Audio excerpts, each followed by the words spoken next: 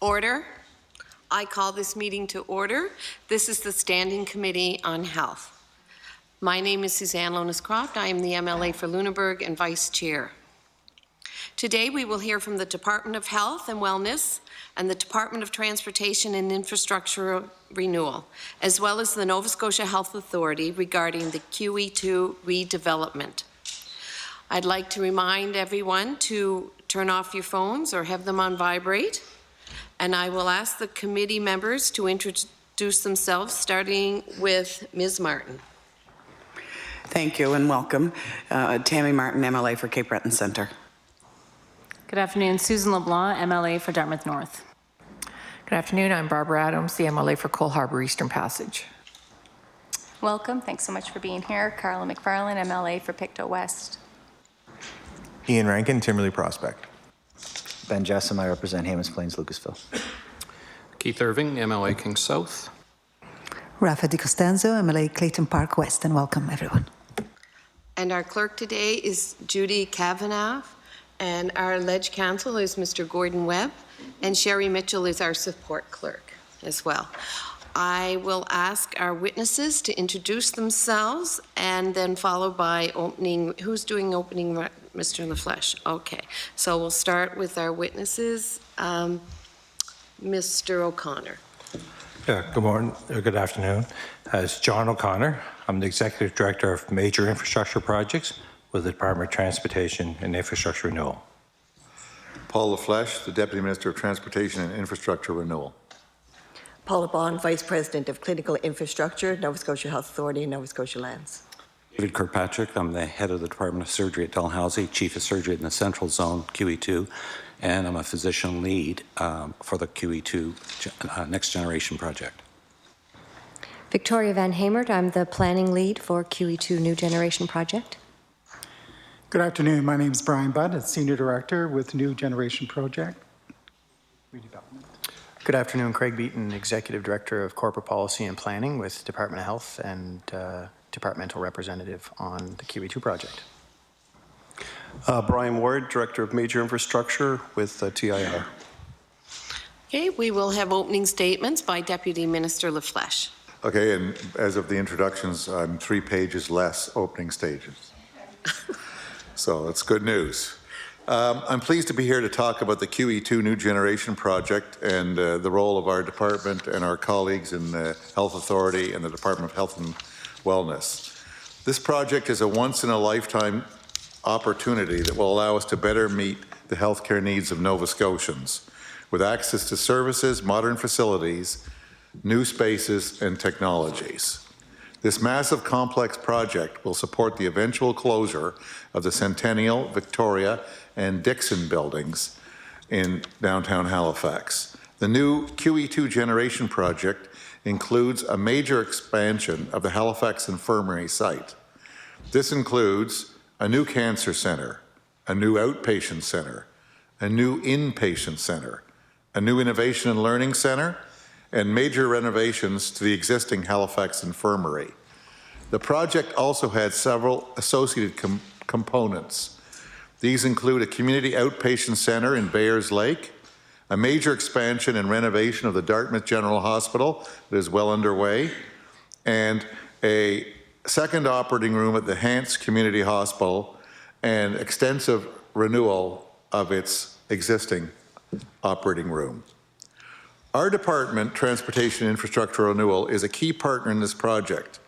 We oversee all of the construction, expansion, and renovations. We also work closely with the Nova Scotia Health Authority, the Department of Health and Wellness, and the medical community to ensure that our infrastructure is built to deliver the best health care services to Nova Scotians and those Atlantic Canadians from other Atlantic provinces in a fiscally prudent manner. Since we've launched this project in the spring of 2016, a lot of work has happened. We've completed the Hants Community Hospital's renovations to the unused and existing operating rooms in February 2018. We completed renovations to Dartmouth General's 3rd and 4th floors in September 2017. And construction of the Dartmouth General Hospital expansion is well underway and will be completed this fall. Construction work is also underway on the Halifax Infirmary's 3rd and 5th floors that will support Atlantic Canada's first hybrid operating room and 2 other interventional rooms with state-of-the-art imaging equipment to perform less invasive procedures. For the project's largest components, the Halifax Infirmary site expansion, that includes the new cancer center, the outpatient center, the inpatient center, the Research and Innovation Center, and the Bayers Lake Community Outpatient Facility. We are using a design, build, finance, maintain, delivery approach. At the front end of such an approach, there's a lot of technical details. including legal, which need to be worked out and need to ensure that we are attracting the right interest and expertise from potential bidders. It is essential for government to get it right from the very beginning. This takes extensive front-end planning. We've been updating Nova Scotians on the progress of the QE2 New Generation project every step of the way, and will continue to do so. This is a huge project, one that Nova Scotians should be proud of. It's one of the largest ever in Canada in the health sector. When it's complete, all Nova Scotians will benefit. Thank you. And now I'll turn over to Dr. Kirkpatrick for his remarks. Dr. Kirkpatrick. Okay, thank you. At the QE2, on an average day, there are 950 inpatients, 4,000 clinic visits, 270 cancer treatments, 130 surgeries, and about 200 emergency room visits. That's over 1 million visits every year. People from across Nova Scotia and indeed Atlantic Canada come to the QE2 for care not available elsewhere in the region. 10% of our patients live outside Nova Scotia. The QE2 is the Atlantic region's tertiary and quaternary care centre for programs like multi-organ transplant and cardiac care. The QE2 and the Dartmouth General are also community hospitals for residents of the Central Zone and provide the same secondary services that other Nova Scotians receive at their local hospitals. The QE2 is Atlantic Canada's largest regional academic health institution, and as such is the principal teaching hospital for multiple health professionals. It is also home to a number of clinical research programs that are transforming healthcare delivery. How we deliver patient care has changed vastly over the last 50 years. And so in our preparation for the next 50 years, we know that we must not try to replicate the past. Where we can, we're moving care closer to home. At Dartmouth General Hospital, we're doubling the number of operating rooms from 4 to 8, adding 48 beds and expanding outpatient clinic space. Construction on half of these new beds will be completed this fall. This will accommodate approximately 20% of the current VGH volume of inpatient and surgical care. Renovations at Hants Community Hospital were completed last year, and we exceeded our first-year target of doubling the number of surgeries performed compared to the previous year. We're building a community outpatient center at Bears Lake that will be more convenient for those who travel from areas outside Halifax, Dartmouth. In addition to outpatient clinics, blood collection and diagnostic imaging, the center will have 24 dialysis stations, as well as a primary care clinic with after-hours access to better serve the rapidly growing community surrounding the outpatient center. Through this project, we're building capacity and improving efficiency. By consolidating the QE2 functions at one site, we will be eliminating 3,500 patient transfers between the Halifax Infirmary and the Victoria General Hospital every year. Although this project is about replacing the functions of the VG, it is also about creating a contemporary facility incorporating modern standards and new technology that all Nova Scotians will be proud of. During recruitment interviews, candidates ask about this project with great anticipation. The Innovation and Learning Centre will feature spaces that consolidate in one location much of the innovation development and teaching activity that takes place now at the QE2. Co-locating these activities fosters greater collaboration and serves as a visible declaration of the QE2's commitment to the academic mission. As part of the initial phase of QE2 redevelopment project, Atlantic Canada's first hybrid operating room is scheduled to open late in 2020 in the Halifax Infirmary building on the 5th floor. This space will bring together highly specialized multidisciplinary teams working in collaboration for the benefit of patients. Young specialists who are trained to work this way see it as an exciting development. Health authority staff and physicians have been intensely engaged in this project, starting with master planning in 2016 and now informing functional output specifications. They have either led or participated in all of the planning committees and working groups, making sure the design meets current and future needs. Our foundations, auxiliaries, and community partners have been major supporters of this project. Their efforts are making it possible to incorporate the latest innovations into the design, therefore ensuring that our facility remains modern and highly functional for many years to come. Thank you. We will open up to questions, and I'd just like to remind our witnesses to wait for me to recognize you. There's quite a list of you, so it may take me some time to find your name if I'm not familiar with it. And we will start with the PC Caucus for 20 minutes. Ms. McFarlane. Thank you very much, Madam Chair. My first request is we're just wondering if we could get a copy of what was just said for review, and that was requested on behalf of all of us, actually. So if maybe we could get a Ms. copy. Ms. Mitchell, would you like, Ms. Mitchell, can you copy? Yeah, of both, yeah. Yes. Thank you. So, look, thanks so much for being here. We're excited to have you here. There's obviously everything that we would like to discuss certainly isn't going to be able to happen within 2 hours, but we certainly appreciate you taking the time. We know that all of you are very, very busy. I would like to direct my question to Deputy Minister LaFlèche. In your opening remarks, you indicated that you were informing Nova Scotians along the way with every step of this project. I tend to disagree a little bit with that. My conversations in my community and beyond as health critic and going throughout this province has been that the public is aware that there is a huge investment of $2 billion and that there are going to be new shining buildings.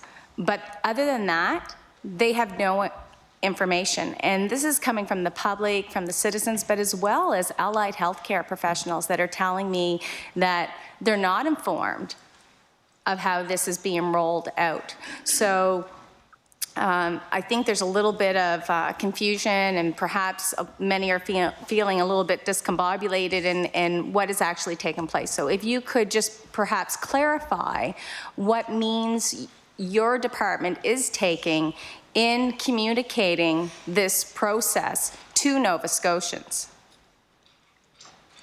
Mr. LaFlèche. Thank you very much.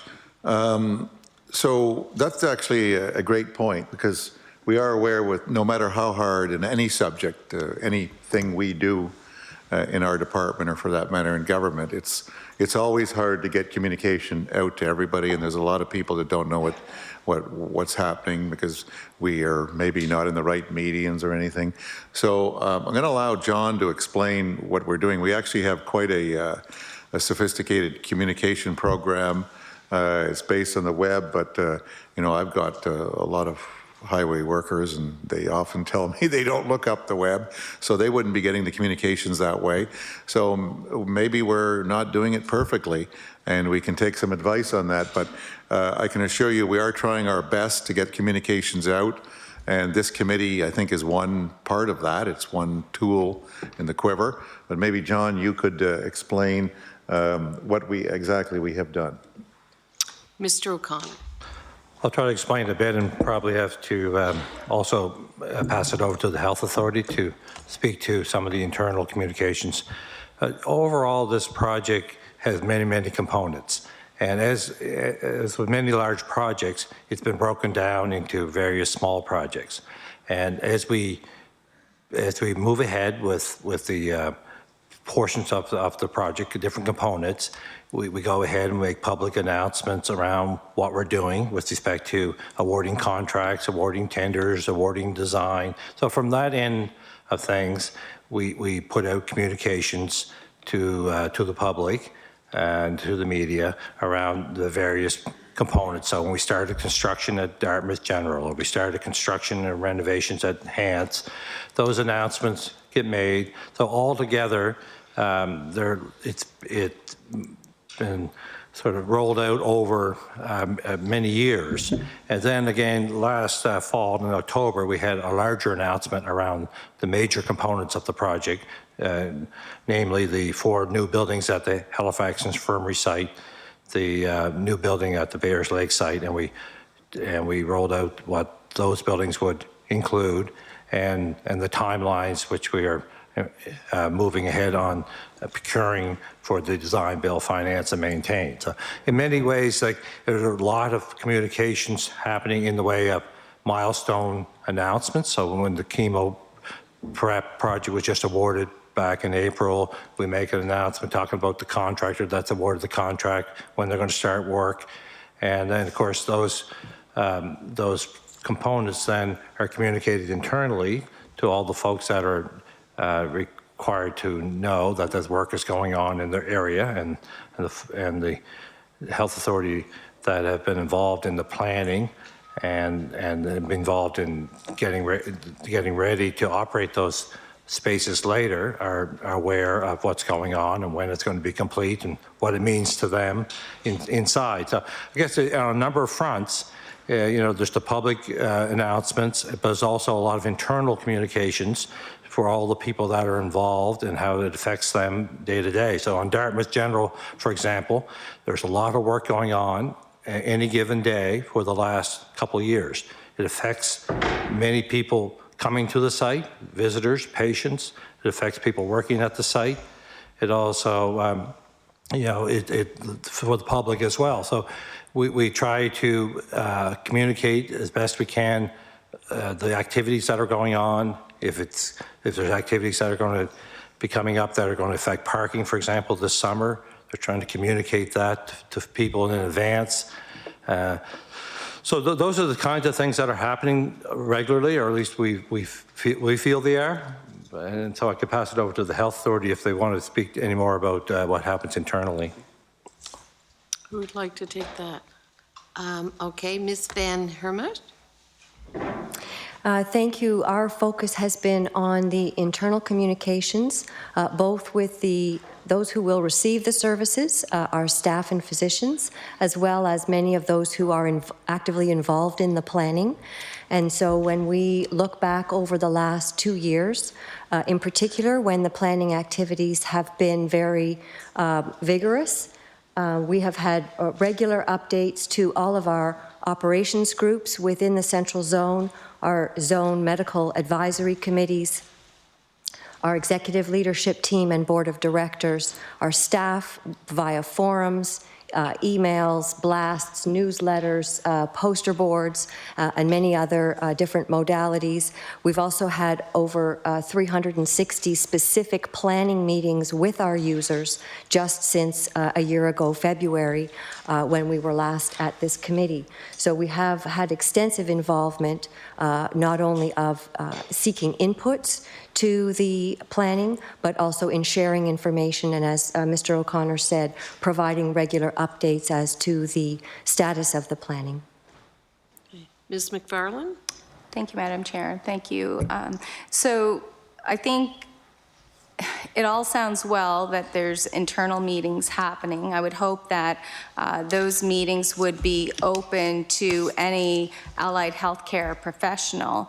I think what we need to be doing, though, is educating Nova Scotians in how this huge investment that we will be paying for generations and generations, I will be long gone, how is this actually improving healthcare? They want to know how this is going to improve healthcare.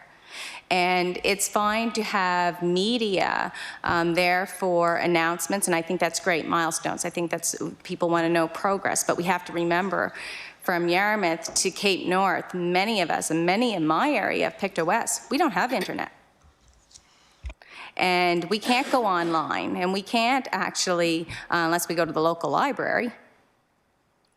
So I'd like to just have confirmation from someone that can tell me, how is this project actually going to improve healthcare? And how are we going to get that message to Nova Scotians so that they know that their tax dollars are going to be going towards an investment that is going to protect and oversee their overall well-being? Dr. Kirkpatrick? Yes. Well, if we go back to the original premise under which we decided to engage into this planning process, The Victoria General Hospital has failed and is failing on a regular basis, and it needs to be replaced. I don't think that's really up for debate. The facilities in Halifax for providing advanced care are under duress, and they need to be upgraded. They need to be at least maintained. And this will provide better, because the facilities actually include some expansions in capacity. This will actually future-proof our ability to provide services for many years to come. So when patients arrive, right now, for example, we have an emergency offload situation in all of the hospitals in Nova Scotia, but it's bad in Halifax as well. There's nothing wrong with our emergency room. Our emergency department is excellent. It's got more than enough capacity. The staffing is adequate. When the ambulances arrive, they can't. There are no beds because all the beds are full. Patients have been assessed, but they need some disposition. They need to go to a hospital bed, and very often our beds are filled. And so this is the issue that we have, and so we need some capacity. Sometimes there's empty beds at the VG, but there's no one down there to look after the patients if you put them in those beds. With this consolidation in one site, and with an increased number of beds, we're going to have more than enough capacity to alleviate that issue. That's just one example. Ms. McFarland. Thank you, Madam Chair. Thank you. I think that's a good segue into when we speak of consolidation. So what aspects of the $2 billion master plan led to the purchase of the Bayers Lake land? Was this a deciding factor that ruled out any expansion perhaps for the Cobequid Community Center that we know is struggling and is just 20 kilometers away? So I'm just wondering where in this master plan did that area of Bayers Lake, who decided on that? Ms. Bond. Thank you for that. So that was part of the consolidation as we were looking at where the services are. I think we've tried to say from the very beginning that this project was not about just rebuilding buildings, that we really had to look at what we were doing provincially, where services could be delivered. In consultation with some of our patient and family advisory groups, one of the things that came loud and clear was that travelling into Halifax for people outside of Halifax is almost as traumatic as the treatment that they need to receive. So when we worked with our TIR colleagues, Department of Health and Wellness, we looked at where the population was growing. And certainly out in Bayers Lake area was one of the areas where we saw over the next 15, 20, 30 years, significant growth. And as I said, one of the guiding principles in this project is trying to deliver care as close to home as possible. So by putting this particular community centre out at Bayers Lake enabled us to then look at what services are being delivered in Halifax that could be delivered in Bayers Lake. It enabled us to look at Cobequid as well, looking at what services are there. One of the guiding principles is we can't take a service and divide it into 5 different places. We don't have enough staff. We need to consolidate where we're providing services. So it gave us an opportunity to look at Cobequid, look at Bayers Lake, and look at Halifax. We will continue to have to provide similar services in Halifax because we are also a community centre for the peninsula. So working with our clinicians and multidisciplinary teams, we came up with the guiding principles of where these services could be, and then looked at what were the availability of the land, which is obviously working with TIR, what would be the best location then once we provided the services that we wanted to deliver in the communities. So if you look at, excuse me, if you look at Hants, for example, when we looked at the services that could be delivered at Hants, we looked at if we had an extra OR there. Dr. Kirkpatrick already alluded to the fact that we have actually expanded more than we thought we would the surgeries delivered in Hants community. Also, sorry, maybe you could speak to that. I'm going to lose my train of thought now. So that was what really came. We were looking at 2 or 3 different spaces. Cobequid has actually constantly, we look at Cobequid, how can we expand services in Cobequid? I'll have to ask John to go into further details, but certainly to my non-educated engineering degree, some of the factors out there is it's a bit landlocked. And so to expand out there, they're looking at, do we expand up or out? So that has been part of the planning as well. Did you want someone else to respond? Dr. Kirkpatrick, did you want? You want one? Okay. Ms. McFarland. Certainly, if anybody wants to add, feel free. I guess, but moving forward, I'd like to know what the total cost of the land was. And I know almost 2 years ago, I guess it was in April 2017, we even had the municipality of HRM and a number of stakeholders indicate that the congestion and the traffic flow out there was going to be detrimental. I'm wondering what steps have been taken. We all know, we've all probably driven out there. It's not easy access. There's no denying that. So I'm sure out of this $2 billion, there must be a plan in order to combat transportation issues. And I'm just wondering if someone could fill me in on what those steps that you're taking. Mr. O'Connor. I can fill you in on some of the background as well. In 2017, you're correct, that's when we did the work to look at properties that might be available to build a community outpatient center. So we, with the help of the Health Authority, identified geographic areas outside of the peninsula that we would look at and look for properties. So we searched in through those areas within certain radius of downtown for properties, and we had certain criteria that we were looking at. So a parcel of land, 15 acres approximately, similar to the size of the property at Cobequid, which is around 16 acres if I remember correctly. And because this facility is roughly the same size as the Cobequid facility, and we also looked at property that would be available, could be developed, was zoned properly to be able to be used and used in our timeline. So with that exercise, which is a similar process we use when we look at property for any public facility, we arrived at a short list of potential properties and talked to the property owners and worked through with them to see if they're willing to sell and so on and so forth. And we worked our way down to a couple of properties that were available to buy and negotiated. We got approval from government to negotiate some details of costing.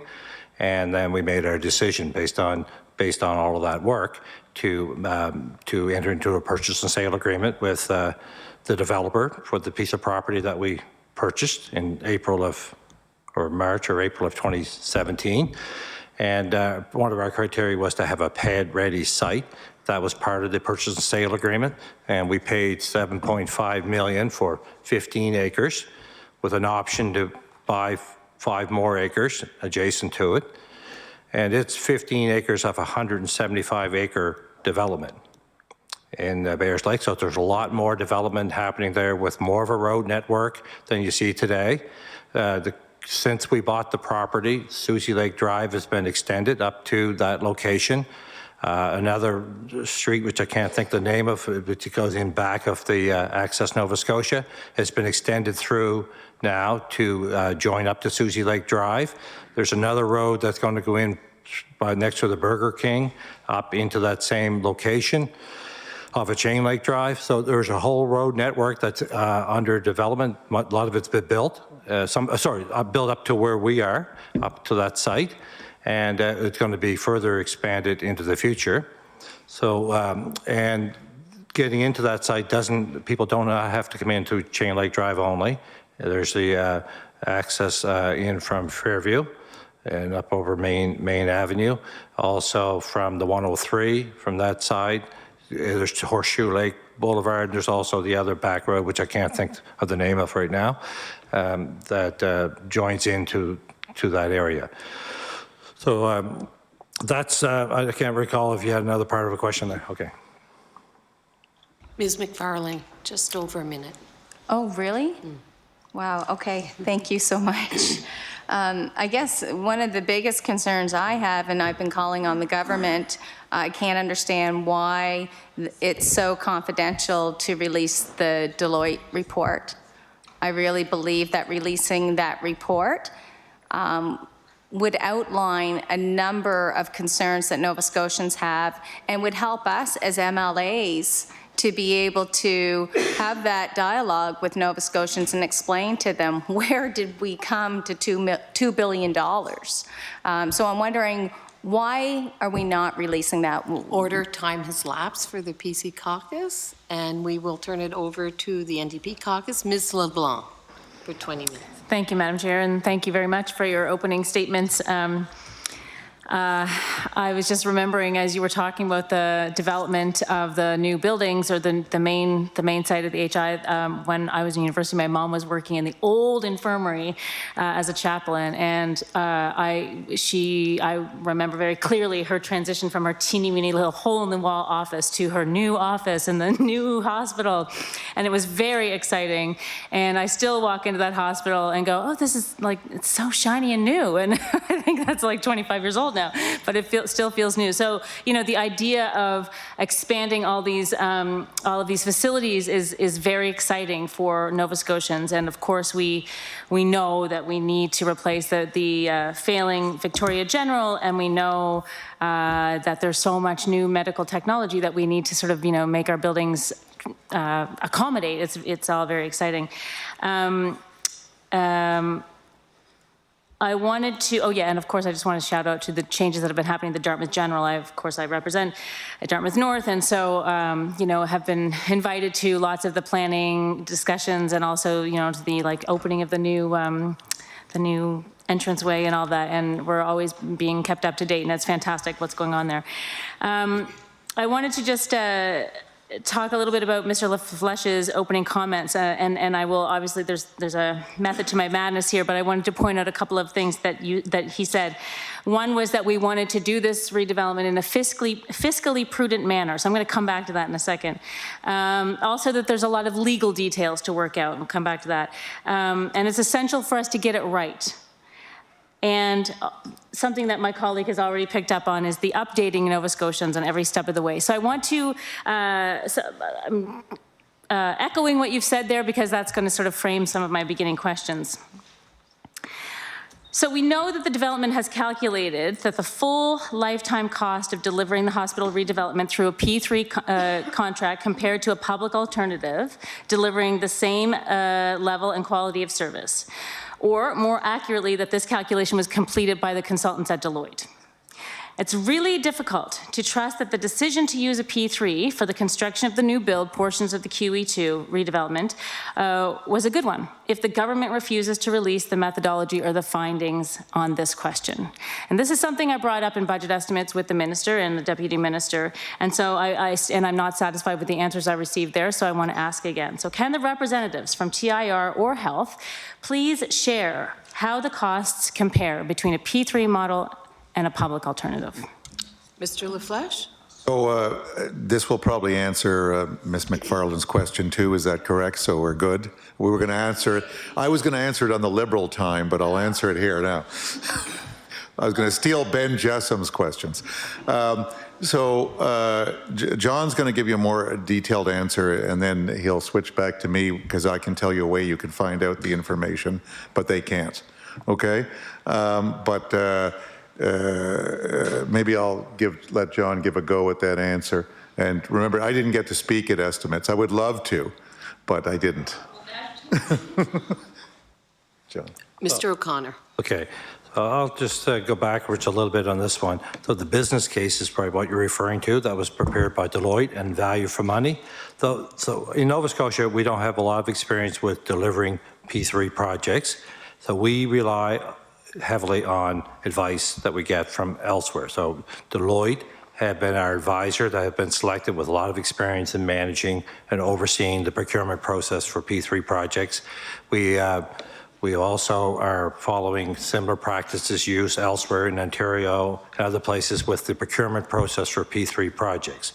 So part of the initial work is to do a business case value for money to make your decision to whether a P3 project has value to the taxpayers. So, and the difficulty with releasing it is that we're still, and now we're currently in the procurement process. So we started the procurement process for the DBFM work, so the P3, the DBFM design, build, finance, maintain contract. The RFSQ, I'm using a lot of acronyms, but the request for supplier qualifications closed for both of the RFPs that we're planning.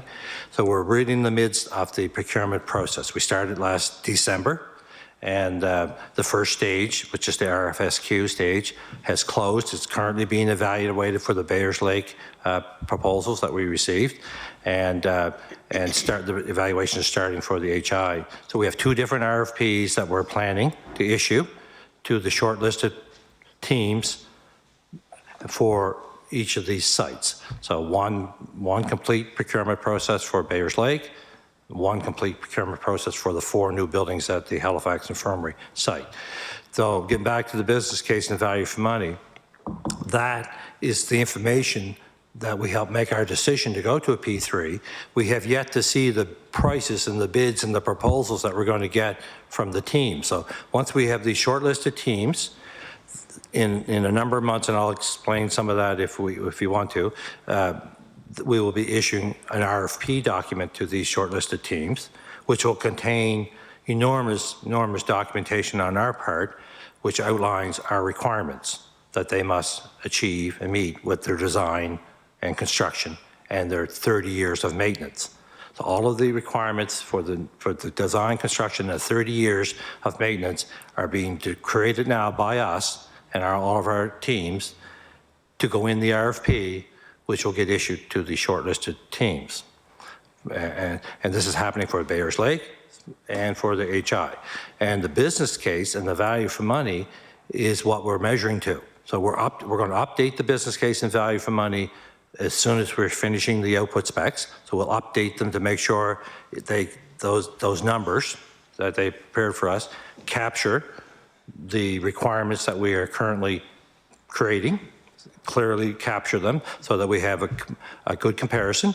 And then when the bids come in, then we'll be able to compare against the projected value for money that we have calculated with the work that we did originally with Deloitte. So what Deloitte did is they took all of our existing projects that we have done over the last 15, 20 years in government, and they map out the starting costs and the finishing costs of various projects, traditional, and they map out what change orders and what changes happen to those. And then they take those risks and those potential risks and use that to help us say, okay, if we go through a P3 model, we can transfer this risk, that risk, this risk. So we transfer construction costs risk, cost overrun risk, so on. So that's how the value for money gets calculated. But we have yet to see the results. So when the bids come in at the end of the RFP period, we'll have fixed pricing for the design and construction, and fixed pricing for largely fixed pricing, might be some variables, for the 30 years of operations. And that will be compared back to the work that we have. So you can see why we don't want to give it out while we're in the procurement process, because we're really giving out the benchmark that we're expecting people to meet. Ms. LeBlanc? Thank you, Madam Chair. And so I just want to pick up on a couple of things you said. Number one, you said, and I had mentioned this too, so Deloitte was the organization that was contracted to do this work. Deloitte has a lot of experience in P3 builds, is what you said. So it's interesting that Deloitte was even the company that was chosen. Deloitte has a lot of experience with P3s. It makes a lot of sense that Deloitte would think that P3s are the way to go in this case. So I might come back to that a little bit.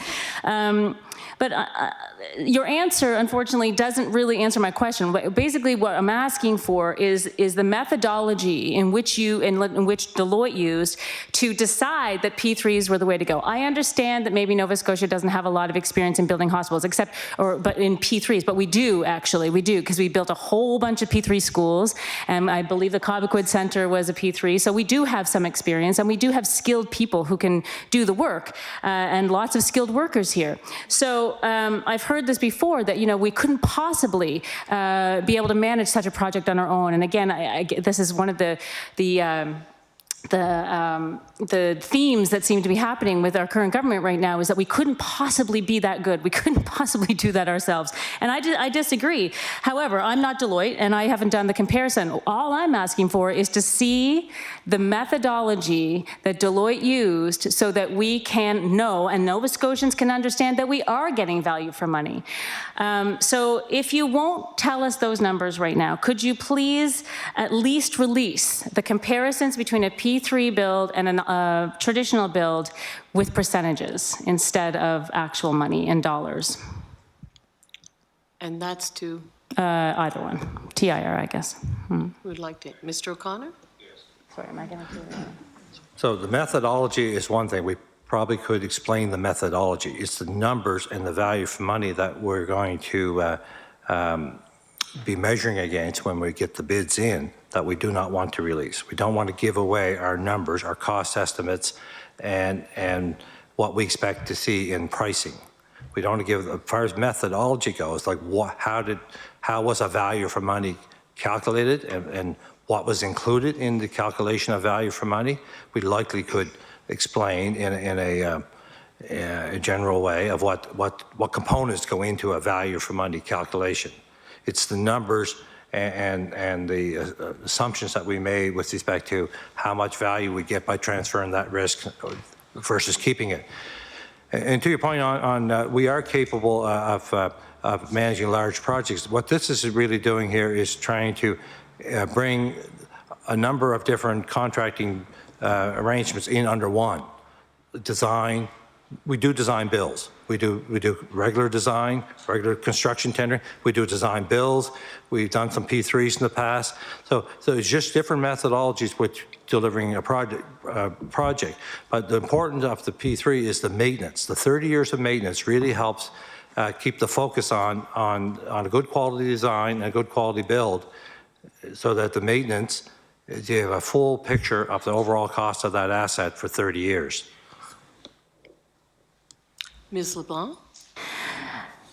Okay, I'm going to move on. When firms and organizations that favor P3 deals compare the cost of P3 projects to the cost of public projects, they often make inaccurate assumptions in these comparisons. So, for example, inaccurate assumptions about the timing of spending that inflate public costs, applying private rates to public borrowing, and using unfinanced public sector comparators rather than costing out government borrowing to finance big infrastructure projects, and comparing P3 costs to the most expensive possible public model when more efficient and desirable models can be used.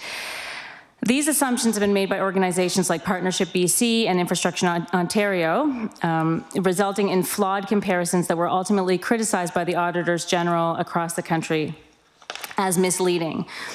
I think it's fair to say that Deloitte is a firm that is in favor of P3 deals, as I mentioned, with many P3 clients.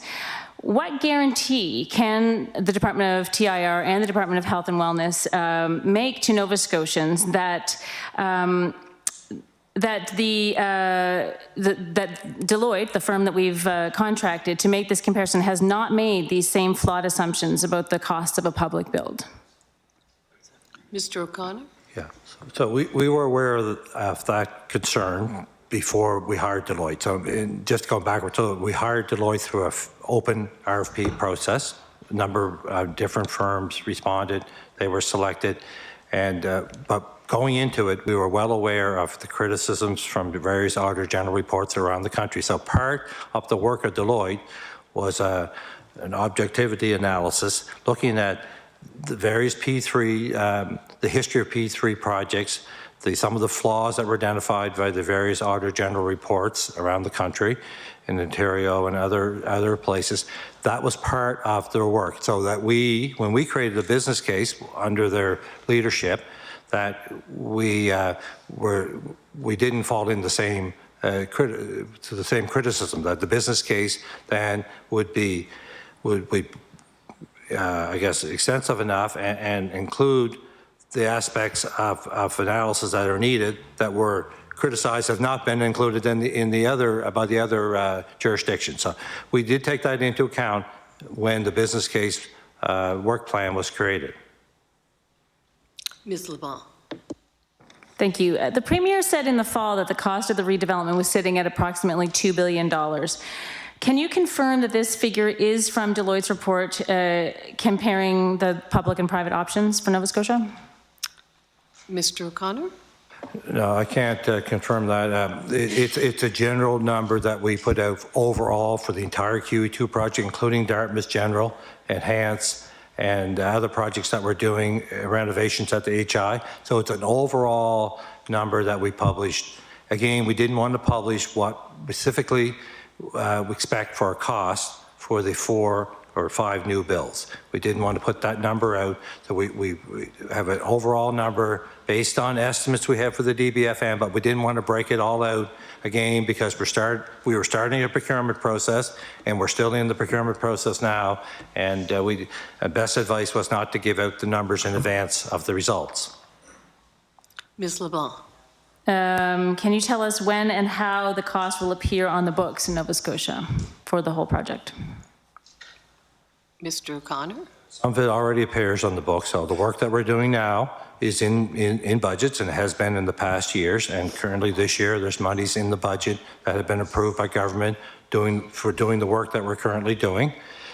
And the current plan on the DBFM work is to have a substantial completion payment at substantial completion, and the rest of the costs would be paid to the project co over a 30-year period. Somebody else probably can exactly tell you about the accounting of all of that, but that's generally the payment approach is going to be. Mr. LaFlèche? Yeah, I just want to ensure that all the members understand that when we talk about not putting out the Deloitte report, we're talking about today. So once the bids are in and we evaluated them and made a decision, we will put out all that information. So it's not long in the future that in fact all that information will be out. It's just while the bidding process is on, we will not put it out. We do put out, as John said, rough numbers, and there's a good reason for that. We want to make sure that we get the best bids possible and don't affect the bidding process. But once we do get a successful tender winner, we do put out those numbers. And once we do the construction, we do put out the numbers. So numbers have already flowed out on some of the project work we've done, like at Hants, like at I think we've got some Dartmouth General numbers out. So these numbers are all becoming public, but they're becoming public and in a timing such that they don't affect the value that Nova Scotians are getting. Ms. LeBlanc. Thank you. So you mentioned that there's upfront costs and there's bill costs and all that, but then there'll be more costs that are sort of amortized over the 30-year period. Can you tell us what proportion of the total value of the contract will be made in those payments? Like, what are we talking about that's going to be, over the 30 years? Mr. LaFlèche. Well, maybe I'll just talk about a general capital project, whether it's P3 or not P3, is not material to this, is that we're going to incur a capital cost each year. And we've put together with the Department of Treasury Board and Finance. So you want to cut me off? Yes. I'm good. Because I was about to go into government accounting, which I thought you wanted. We can do government accounting. Maybe someone else there wants to hear about government accounting. I'm really conscious of that. I'm short on time. So with respect, I'd like to move on. So investors in P3 Dales tend to expect real rates of return of between 14 and 25%. Are we looking at something comparable to that with this project, with the for, the private profits. Mr. O'Connor. So just to get back to your other question as well. So what's in the bid that's going out? The RFP will include design, construction, financing, and maintenance for 30 years. So the total cost that we'll see when we receive the bids at the end of the RFP period will include all of those components. That will be measured against our value for money overall. So the entire deal, including the financing, is being measured against traditional. Right? Traditional delivery. So that, and then if we enter into a contract, there's substantial completion payment made, and the rest of the monies are paid over the 30 years. Ms. LeBlanc. Thank you. So assuming we are expecting that the project will generate profits between 14 and 25% for investors, even though we don't know yet, but we will soon, would it be accurate to say that Nova Scotians should expect to generate at least $280 million in corporate profits with this deal? Mr. LaFlèche? Well, we don't have any idea what the investors, they could lose 14 to 25% a year for all we know. What we know is, as John says, we're trying to get the best value for Nova Scotians. So at the end of this result, if we find that the Deloitte numbers that we're expecting don't show up. Time has elapsed for the NDP. We'll move it over to the Liberal Caucus. Mr. Rankin? Thank you, Madam Chair, and thank you to the witnesses for coming in today. $2 billion is an exciting amount of money to be spent on the next generation of healthcare for not only Halifax, but outside of Halifax.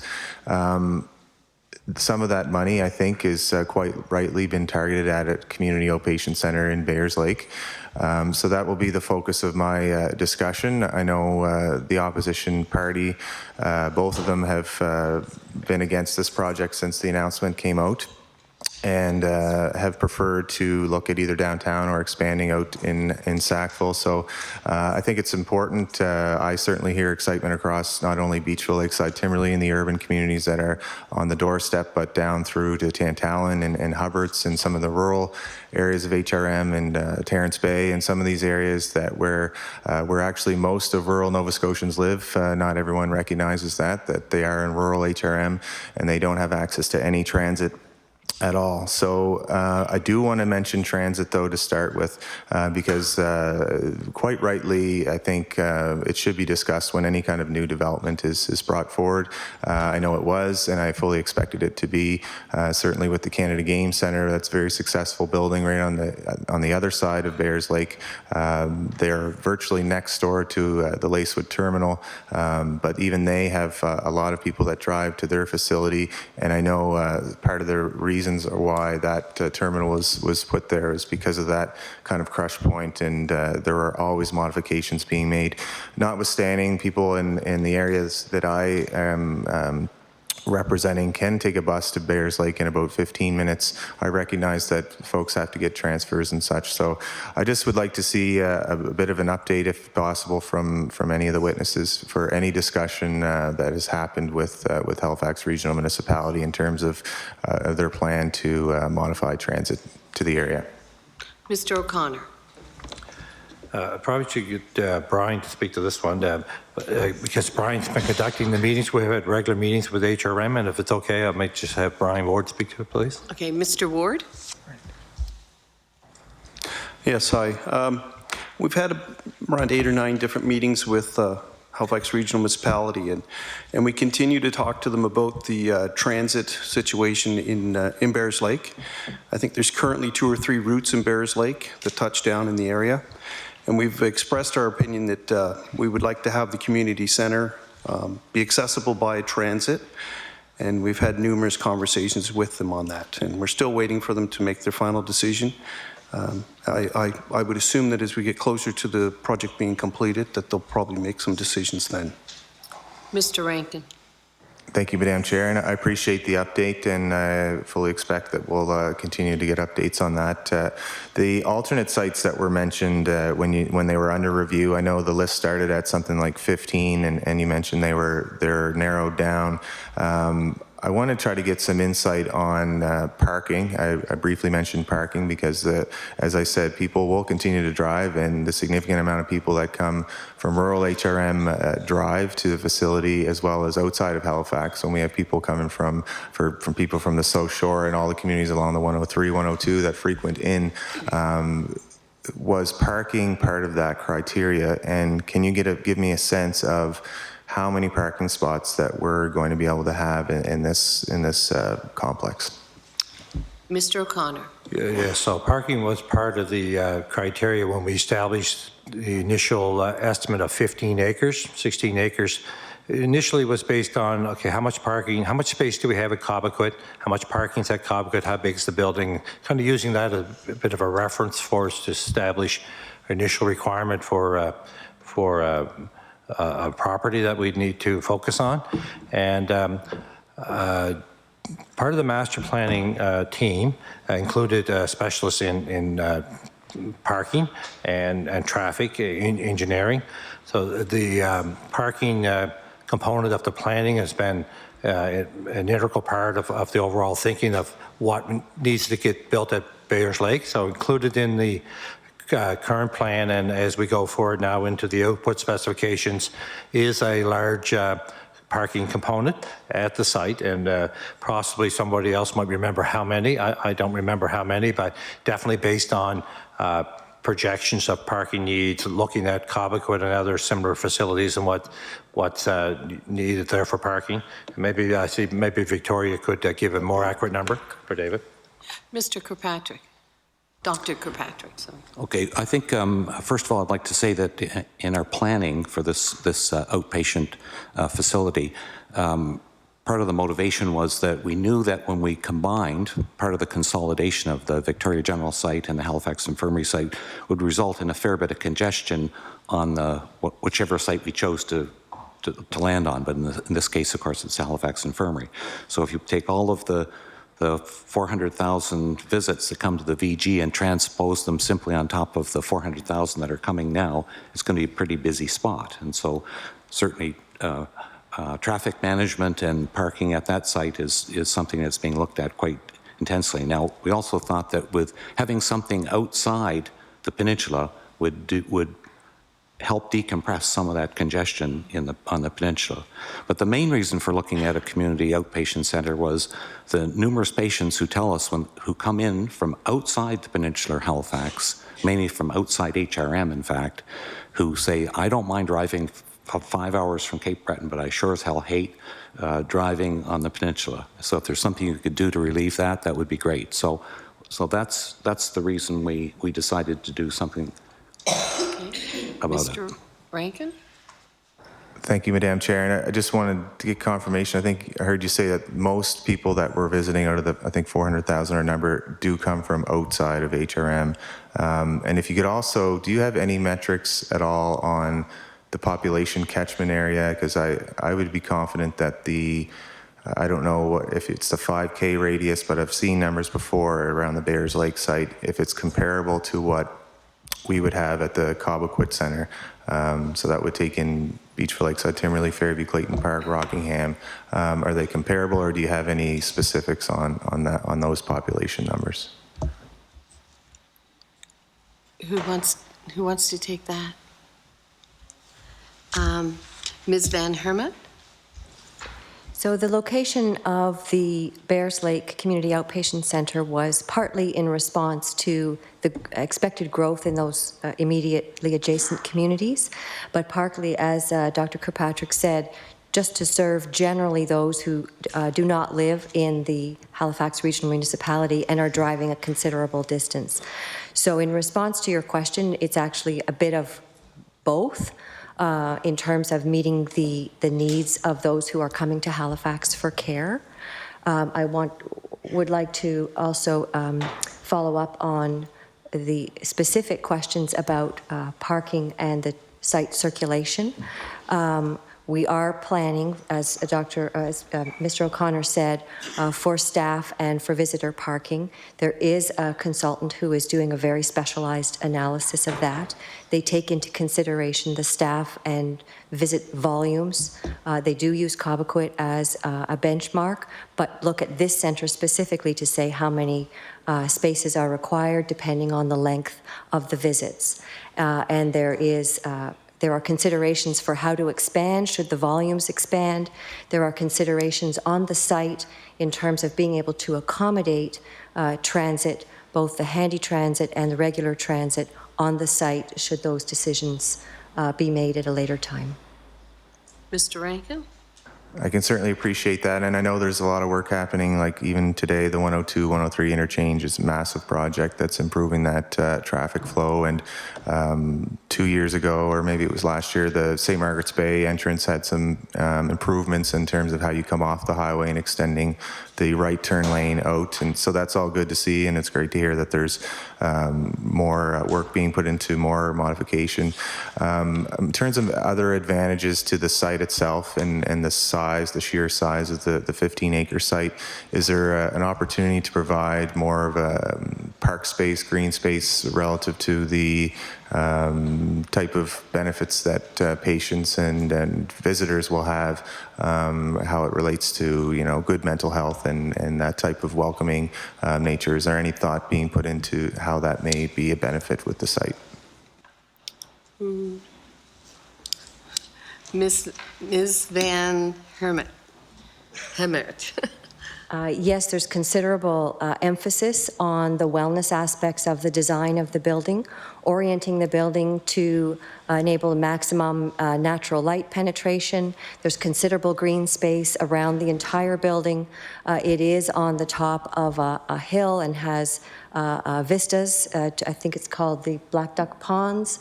And so, yes, those are some of the basic principles that we have included in the design of the building as we confirm the output specifications. Mr. Rankin? Okay, I'll try to share my time. I just wanted to ask another detailed question, if possible, around the private, you mentioned private care would be something that would, like primary care in the site. We've had pretty good success in the area in terms of recruiting nurse practitioners and doctors and getting a lot of people off the 811 list in Timberley and those areas. But this to me is another opportunity in terms of providing a world-class modern facility in terms of attracting more doctors and what they're looking to practice. And so I don't know if there's anything that we could add in terms of the opportunity for new primary care providers operating under that space. Ms. Bond? Thank you. Yes, we're looking at a collaborative care model of multidisciplinary teams that will be out at the community centre, as well as what sort of access, after-hour access, that we could also be providing. Again, if you look at some of the reasons why patients and families still have to come to the emergency department with what we call low acuity, up to, for an example, if your GP retires tomorrow and you don't have a GP and you have a prescription refilled, right now you have to go to a walk-in clinic or to an emergency department until you can get a new GP. So those are some of the things that we're looking at in the community centres to help alleviate some of those pressures with nurse practitioners, with advanced care nurses, obviously primary care teams. What we're hearing from the provincial primary care planning is that, you know, physicians, nurse practitioners, dietitians, others, they want to work in a collaborative practice. One of the principles that we're also using with this QE2 redevelopment is really looking at the right care by the right provider at the right time and the right location. So really looking at scopes of practice. We know that our paramedics have expanded scopes of practice that are working in different areas right now outside of hospitals and ambulances, and certainly the primary care teams have been very successful in recruiting multidisciplinary teams. So we're looking at expanding that. Ms. Di Costanzo. Thank you, Madam Chair, and I'm very excited. And also my questions are to the Bayers Lake Outpatient Centre as well, because my riding has Bayers Lake in it. And you have no idea how exciting it is for me and for my constituents. I have over 100 apartment buildings. I think there's the most dense population, and a lot of the seniors are moving to my riding, and this is huge for them. The transport, I've worked in the hospitals for 20 years as a medical interpreter, and I hated parking downtown. My patients hating parking downtown. It was very expensive, $20 a day sometimes for me. So this is huge for the seniors, for a lot of the population that is really concentrated between Bedford, Clayton Park West, and Fairview. We have the highest population. And to have that center there, I think it's a very smart, very well thought idea to have it there, and I thank you for it. But I really haven't, I keep trying to tell my constituents what's coming there. So if you can help me, the conversations that I heard today and from other things, I know it's going to be a center that will have ambulatory care, which is an in and out. So we will have no beds overnight, no day surgery, I don't think. No. So what am I telling my constituents that what's coming in that center? I know there's some beds for dialysis that I heard, but if you can give me some more ideas of what I can inform them of this very exciting place and what is there for seniors especially. Thank you. Who wants to take that? Ms. Bond? Thank you. Yes, actually, we're extremely excited. There's been multiple meetings and investment in what we should be putting out in Bears Lake. All of the specialty services, as well as primary care, have been working together. We have teams that are made up of a physician lead and a clinical lead and multidisciplinary advice into this. There will be medical surgical clinics out there. We looked at what of the medical surgical clinics coming into Halifax Infirmary, how many were coming from outside of Halifax to help indicate how much of a volume that we would be determining out at Bears Lake. Orthopedic clinics will be out there. We're putting 24 dialysis stations there. We worked with our dialysis colleagues, Dr. Soroka, who's the provincial planning lead for dialysis for the province, looked at what acuity of patients could be seen out in Bears Lake of patients coming into Halifax or other areas for dialysis. So that determined the number of dialysis clinics that are out there. We're looking at rehab, lab and blood collections will be there. One of the principles that we're really trying to focus in on, one of the benefits of this QE2 redevelopment, is really looking at a better coordination as well. So often we'll have, my office is at Halifax Infirmary. I speak to paramedics and nurses and other people all the time. And one of the things that has been very loud and clear, and my background is nursing, and you know, we shake our heads when we see a patient being brought in for one clinic visit one day and another clinic visit another day and blood work another day. So really working with adjacencies in the services that we're providing there so that we can have a coordinated effort. So we'll have a coordinator that if you're coming in for one visit, we'll be able to talk to you about, do you have any more visits planned coming into in the next, you know, sort of close together, and so that we could help coordinate that and get patients and family in at one visit as best as possible. So there's an array of services that will be delivered there. We're also making it very flexible. The whole idea about planning for Nova Scotians healthcare into the future is we need to have flexibility here. So, you know, I always say if I told my mother 40 years ago she'd be able to go to Shoppers Drug Mart and have a blood pressure taken, she'd think that, you know, Mars was coming. Healthcare is changing, and we need to make sure in this redevelopment that we plan provincially and implement locally as best we can. So that's what we're doing. We're trying to implement locally and trying to make the flexibility spaces so that we can expand services as required. Ms. Di Costanzo. Thank you. Thank you again. So if I understand it well, so you're still in the process of deciding what services are going in there. That hasn't been decided, correct? Ms. Bond, sorry. Yes, it has been decided. It's about 95% completed. I could certainly give you a list of the different services that will be located out there. It was part of the clinical planning as well as the functional planning that we've been doing for the last 18 months with all the services. Ms. Di Costanzo. Thank you, and that would be wonderful. One other small question that I get from a lot of the seniors as well when I say, no, I don't think there'll be an emergency department. A lot of them ask me if you will have. What was the decision behind that and why? I know at Cobequid they have one.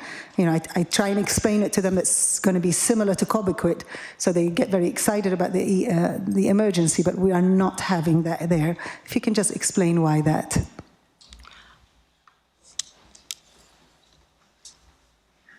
Ms. Van Hermert? Yes, thank you. There will not be an emergency department there. One of the principles was how many locations is it efficient to deliver services in? And the emergency department is a very high acuity area, requires a lot of specialized medical and nursing human resources, equipment, response times, and so the decision was taken very early on that there would be primary care services, and there may be unscheduled primary care, but not to the level of an emergency department where you would be responding to traumas, having to receive potentially ambulances and helicopters in, for that those resources should be improved at the existing emergency departments such as the Halifax Infirmary or Dartmouth or Cobequid. Ms. D. Costanza. It's wonderful, and really my third question, my colleague already asked about if we can have a collaborative care there, that would be wonderful, and I think you're on that as well, so I thank you all, and I'm very excited. If I can have some date of approximately when I can tell my constituents, I would love that too. So, Ms. Bond? thank you. Thank you. There will be not an emergency department, but we will have availability for small things like minor procedures. So if somebody came in, there would be possibility of having a suture or dressing change, things like that there. Order. But again, Time has lapsed for the Liberal caucus. We will turn it over to the PC caucus. Ms. Adams. Thank you very much, and I'm very happy to have you all here this afternoon. As somebody who's worked in those hospitals and has walked down the corridor between the VG and the rehab center, and there's water running down the hallway tunnel. This is long overdue. And so I guess I'm not quite as excited as my colleague to my right. I'm only medium. Because to me, this is a replacement of things that should have happened a long time ago. And I realize that it's an opportunity to do things better. But what the people that I'm representing and as a health professional, what I'm still struggling with is a couple of things. The first is this going to be open, the one in Cobequid or Bayers Lake, going to be open 24 hours a day? The clinic out there. Okay, so what are the hours going to be? Excuse me, who's going to answer that? Whoever wants to. Ms. Van Hermert? No, there'll be standard outpatient operating hours, probably from 8 or 9 in the morning until 4 or 5 in the afternoon. At the present time for opening day, we'll take a look at the demand and reevaluate after the center has been opened. Ms. Adams. Okay, so there's not going to be any inpatient beds, and it's only going to be open until 4 or 5, and there's no ER. So it's not even replacing what Sackville Cobequid Center has, because that has an ER.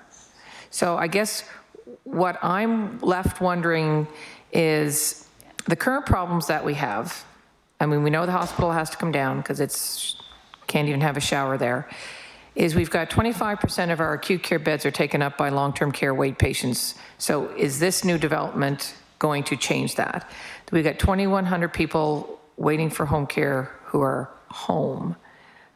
Waiting for long-term care. We don't have enough home care in the home, so people are stuck being delayed being discharged because they don't have home care supports in place. So is this redevelopment going to change that? We don't have a sufficient number of family doctors or access to specialists. They can't get into surgeries for months on end, and we have a ridiculously long wait time for almost all of our surgeries. So I'm wondering how any of this is going to change that. So I specifically want to go back to the initial introduction of the fact that at the QEII, which is what we're replacing, on an average day there are 950 inpatients. So if 20% of them are going to the Dartmouth General, where are the other 80% going?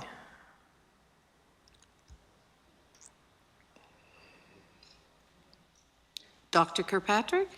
Yeah, so the other 80% will go to the Halifax Infirmary site.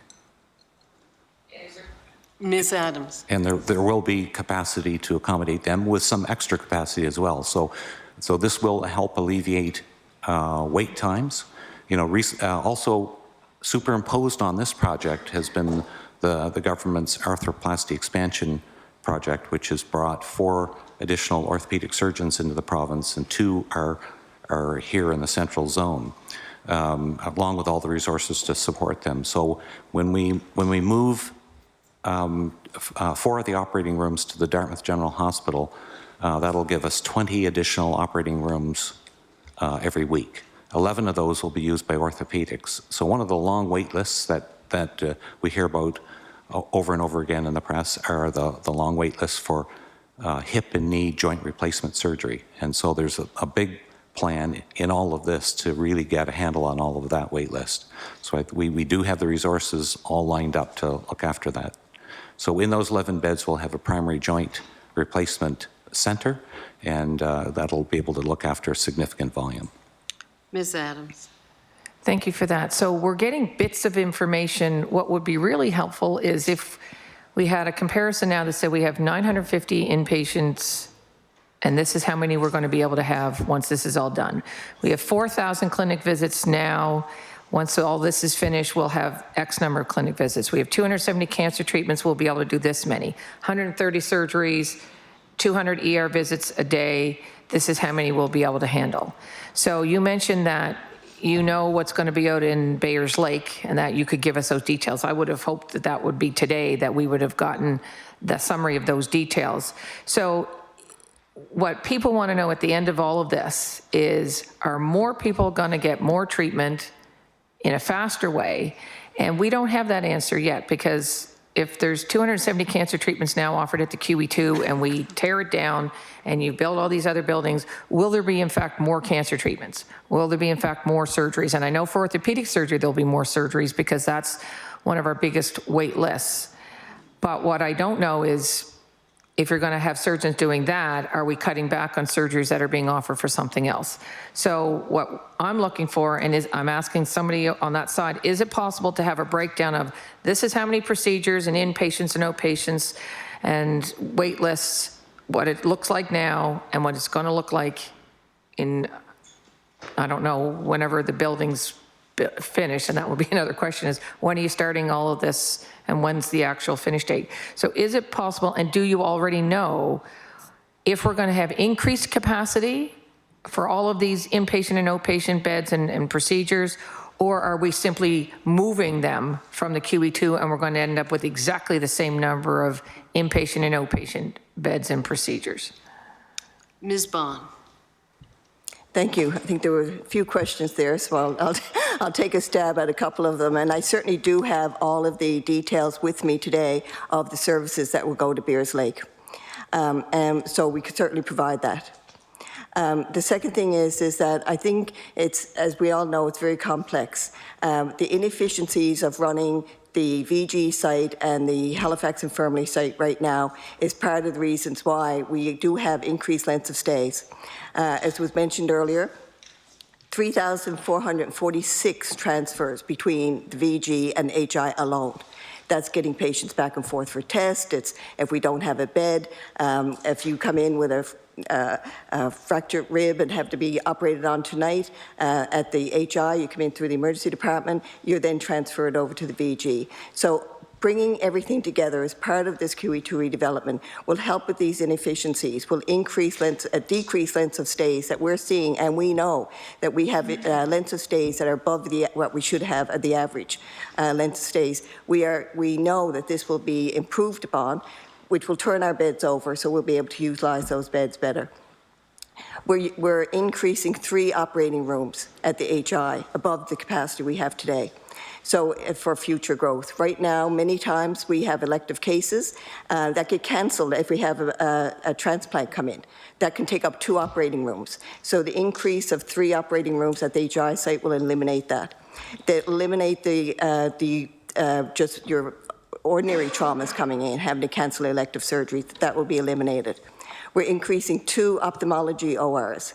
We know that we have an aging population. We know that there is an increase in cataract surgeries. We look at projections out for the next 15, 20 years. We know that's a concern. We've worked with our ophthalmology departments, and so we are increasing those 2 operating rooms to be able to help deal with that. We're adding an additional 36 inpatient beds to the Halifax Infirmary above what we have today, to helping, which will be flexible to help with the future growth. And we know we're over capacity in this, everywhere in this province, and particularly at the HI, we're over capacity to help that capacity problem. We know by taking those ambulances that are going back and forth and putting them back on the road is going to help with the offload in the Halifax Infirmary. We're also increasing intermediate care beds in both here and at Dartmouth General. Right now, Dartmouth General has a critical care unit. It does not have intermediate care beds, so we're often holding patients in those critical care units waiting for inpatient beds. The increase in the IMCUs will help alleviate with that, and as well as the increase with critical care beds at Halifax Infirmary. So we are building capacity with QE2 redevelopment. Ms. Adams. Thank you, and I'm writing down all of those things. I guess it's the net gain that I'm looking for, because what people want to know, and I specifically want to know, is how many hospital beds are at the VG, and where are they going to be in the future distributed, and is that an increased gain? So I want to know the number of beds that we have now and how many we're going to have. Obviously, you can't do it today. How many, like when we talk about that we're going to be increasing beds here, we have to talk about how many are we chopping down when we destroy the VG building, and how many surgeries are we doing here? And then frankly, in increasing the number of surgery ORs to 3, I mean, we have to look, as you said, 20 to 50 years down the road. Well, the number of seniors is going to double from 16% of the population to 32%. So the increase in the orthopedic surgeries in Dartmouth General isn't what we need 10 years from now, it's what we needed 10 years ago. So where is the building capacity for 10 years from now and 20 years from now? Because I know those OR wait times for orthopedic hip and knee surgeries, we are way behind where we should be, unless you happen to fall and break your hip, in which case then you get in on time. So the expansion that's going on at the Dartmouth General is going to catch us up. But we have one of the oldest populations in this country. So is there a possibility that somebody could prepare for us? This is how many of each thing we have now. At the end of the construction of all of these buildings, this is how many beds, this is how many OR times, this is, like, is that possible? And to put it out to all of us Nova Scotians, not just us, because we want to be able to give it to people. So is that possible? Time has elapsed for the PC Caucus. We'll turn it over to the NDP. Ms. Martin. Thank you very much. I believe it was Mr. O'Connor that said the prices or the costs would be fixed for the next 30 years. I'm wondering how you can fix the maintenance costs going forward for 30 years. Mr. O'Connor. Yeah, and you're correct. When I did mention the maintenance costs, I said most of them will be fixed on the maintenance part. There may be a few variables like energy costs and so on that might not be fixed. So we're still working through the details of that costing regime. But the overall bricks and mortar maintenance, they call the hard FM or hard facilities maintenance, will be a fixed price. There'll be certain parts of it that will be variable, possibly the energy costs and so on. There might be costs of certain costing that won't be at risk by the project code. We can put everything in their risk bucket, but we might pay too much for it. So we're getting again the advice what typically goes out, what's typically fixed, and what's typically left to be variable. And some of them might be variable for fixed for 5 years and then reset again, these sort of things. So we're taking advice on that and preparing with the help of the folks that have written those documents many times before, are helping us write those now. Ms. Martin. Thank you. So that begs the question then, how do you fix the staffing cost over the next 30 years? Because we have no idea what's going to come.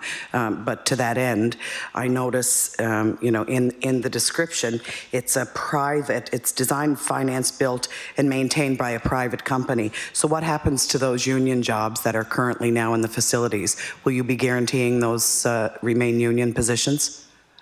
Mr. O'Connor. Well, I'll just clarify something. I can't speak maybe to certain union positions, but the maintenance we're talking about is just the building maintenance. So the cleaning is not being contracted out to the private consortium. The portering is not being contracted out to the private consortium. The health authority will still operate the facility. So as a patient, as a person working in the facility, you probably should know. You should know whether it's a P3 facility or a non-P3 facility. It's the behind the scenes, like the heating systems, the electrical systems, the maintenance of the building that we're going to include. Even when it comes to snow removal on the HI site, we may just leave it all in the one contract that the health authority have, because it's just too complicated to break it in two, because they're on the same site. So we're working through those details now, but again, it's not any services that touch the patients or inside the building in that way. Ms. Martin. Thank you. But to be clear, the maintenance positions, the electrical and the bricks and mortar are union positions right now. So, I would hope that by saying that you're guaranteeing that those union positions remain, because they are the ones that are doing the electrical and the boiler making and those jobs currently. But I will move on. While the deal will not privatize direct clinical relationships, there are still reasons to be concerned about the impact of privatization that will have on the health of patients in the facilities. As you said, and I'm glad to hear that cleaning will not be part of contracting out. But the Auditor General has found that in the past, Nova Scotia has been extremely poor at ensuring developers are held accountable as per their contractual responsibilities on P3 contracts. Throughout the process of the rollout of this development, we've heard several times that neither the Department of Transportation and Infrastructure Renewal nor the Department of Health have the in-house expertise or capacity to manage these kinds of projects. Is the new healthcare division within the Nova Scotia lands meant to rectify this problem? Mr. O'Connor? Yes, I'll address some of that. So the creation of the contract is what the stage we're in now, and we do understand fully that a very, very, very good contract is important to start with. So you're correct, and overseeing that contract for the next 30 years is equally as important. But creating the contract, so we're surrounding ourselves with folks that have created those contracts many times over in the past, helping us create them. Obviously, we have our inputs into all the output specs. That's great. But and all the clinical requirements are clearly being laid out with our input, our involvement, and the health authorities. So it's, but really, we do contract out construction now. We contract out design now, typically on every public facility that we build, almost. We contract out some maintenance around Nova Scotia. We contract out some snow removals, cleaning, We do contract out to the private sector. Government doesn't have all of the capacity to deliver design and construction. We contracted the majority of it. All this is doing is assembling it together under one contract to get some real advantages between the balance between making design decisions and construction decisions that will cause you grief in the future. Well, they don't want the grief in the future if they're responsible for maintenance and the cost of maintenance. So they try to strike the right balance to design and build a good quality building, one that's easily to maintain and longevity and durability and so on for 30 years. And so that's all we're really doing is assembling together under one contracting arrangement a lot of things that we would do separately, separate contracts. Ms. Martin? Thank you, and I would respectfully disagree. We've seen many problems with P3 contracts over the years. Would the representatives from TIR be able to provide the committee with a more detailed breakdown of the healthcare division's budget? I understand that we're allocating $6 million a year until these healthcare redevelopment projects are finished. Mr. O'Connor. Currently, the budget approval is for $6 million. It was half of that last fiscal year, and this year it's at $6 million. And that money is to cover the costs of resources that are working on the project at the Health Authority, at QEII, and some possibly at Department of Health. There's a few positions that aren't in place yet, but generally that's for the overall resources from the government and grouped together under this Health Infrastructure Division of Nova Scotia Lands. So that's what that $6 million is for. Ms. Martin. Thank you, and I'll ask my final question, then pass it back to my colleague. Given that this contract will span 30 years and that healthcare technology is changing very quickly, how will new requirements and costs that come up over the course of the next 30 years be managed? Mr. O'Connor. And built into the contract that we're preparing now, that's going to go through the RFP, is contemplating language and provisions around how those things get handled. So as most contracts that are in place for 25 or 30 years, quite typical for P3 hospitals, there are provisions built into those contracts that address how changes are addressed over time. So if there's changes initiated by the owner, and by the way, we will own this facility. The government will still own the property, own the facility. The folks here that we're talking about contracting with will do what they're required to do under the contract for the 30 years, but the province will still own the facility. And we'll have provisions in the contract that'll give us some opportunity to make changes at our own or have them help us make some changes. So Ms. Martin. Thank you. And my final question is, you've mentioned that there will be a short list that the RFP will go to. Will SNC-Lavalin be included in that short list? Mr. O'Connor. I'm fortunate enough to be in a position where I don't know who even bid on it. I'm not part of the evaluation team, so I can't answer that question if they're on one of the teams or not at this point. Ms. LeBlanc. Thank you. I just wanted to go back to the Bears Lake, the choice to put the new that facility in Bears Lake for a moment. A couple of weeks ago, I don't know when, last time we sat with the Community Services Committee, and Jerry Post was there, the director of the Accessibility Office, talked about how Access Nova Scotia in Bears Lake is not actually accessible to him. As you know, he uses a wheelchair, and in the winter months, he cannot actually get from the bus to the building. And so this makes me think about the new facility out there. And we've talked a little bit about the road access, but my question is, have the departments been working with HRM and the transportation unit at HRM to develop a real workable transportation plan that includes bus and active transportation to get to the facility? Mr. LaFleche. Yeah. The answer is yes. Yesterday I was speaking with Jerry Post. I don't know if many of you know, but Jerry Post actually hired me here in Nova Scotia 25 years ago, and always appreciated his tremendous contribution to this province. So we've had many meetings with Gerald as we build new facilities. As you know, we have a standard that we've worked very hard and we're very proud of. Our architects are proud of it. We have a dedicated team of architects in-house which specialize in accommodating disabilities and making sure the buildings accommodate them. I'll hand it over to Brian Ward in a minute to talk about our discussions with HRM, but I want to talk about, there was a lot of talk early on about there's no bike trail there. In fact, I've driven by those sites many times on my bike, so that was sort of a rumor that got out, and I don't think people actually... Time has elapsed for the NDP. We'll move over to the Liberal Caucus. Mr. Irving. Thank you, Madam Chair, and thank you all for being here this afternoon.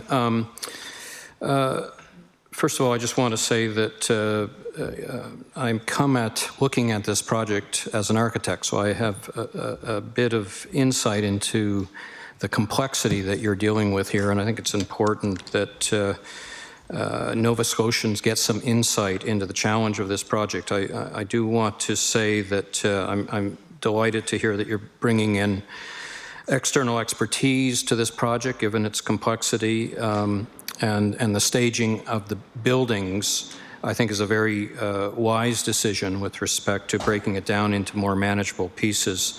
And as has been stated by our witnesses today, the key to this project will be a good contract. And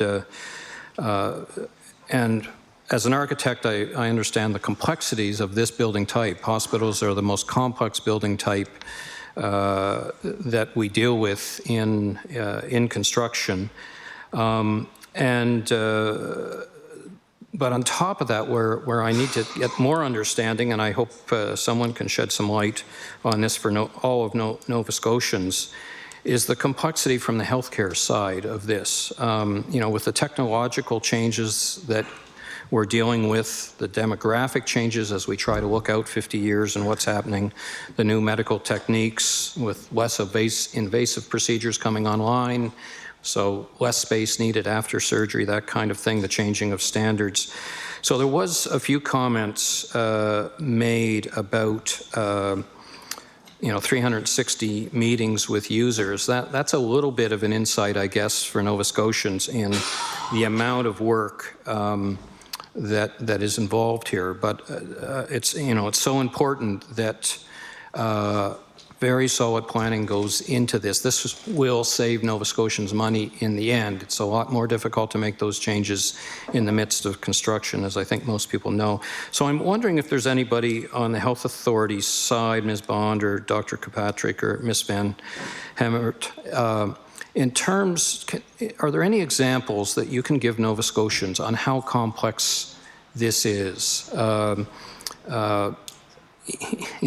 What are the tender documents going to look like with respect to this project? So I don't know who to best direct that to. Dr. Kirkpatrick? So just in terms of the process of planning and trying to future-proof this, certainly you can. It's not a very advanced objective to try to bring everything up to date, but we'd like to go beyond that and actually plan for the future. So there's a lot of emerging technology, and we know that some of it never comes to fruition. And so we often, in our planning process, will meet with clinical groups and they'll say, well, we shouldn't actually invest in this technology because what's coming down the pipes is some new technology that 10 years from now will completely outdate all of the stuff we currently are thinking about buying. We can't really plan that far ahead. So we have to do what we can do and make reasonable ability to make the adjustments as time goes on. So we will invest in the most up-to-date technology. We'll try to anticipate the future, but also have the kind of spaces that will have the ability to expand for the kinds of things we might be able to anticipate. One of the things that's happening in the middle of all of this, two of the new orthopedic surgeons that we recruited, they actually have been trained to do knee replacements as outpatients. And so this is something that hasn't been done in Nova Scotia. It's only been done in a few places in Canada, and they've been trialing this technique, and it seems to be working. That will have a significant impact on creating an efficiency in our system if we're able to apply this to a large number of the patients who are currently waiting for knee replacements. Mr. Irving? Thank you very much. What I heard from that last comment is that more modern facilities are going to be integral for us creating an efficient, cost-effective healthcare system. So underlying all of this work is something that will deliver healthcare better for Nova Scotians in a more cost-effective manner, and as well create better working conditions for our doctors and nurses in the work that they do every day. Any comments on that? Dr. Kirkpatrick? Okay. Well, one of the questions was asked about, how much extra capacity is this new facility going to create? The easy list to come up with is the exact number of additional beds the exact list of the size and type of additional operating rooms that will be in existence. That physical infrastructure is easy to list. What's a little harder to actually quantify is how much extra capacity we're going to get from some of the obvious efficiencies. So in decanting some of the secondary care from the Halifax side over the Dartmouth side, the patients that will be treated over there will be mostly low risk, categorized as low risk for anesthetic.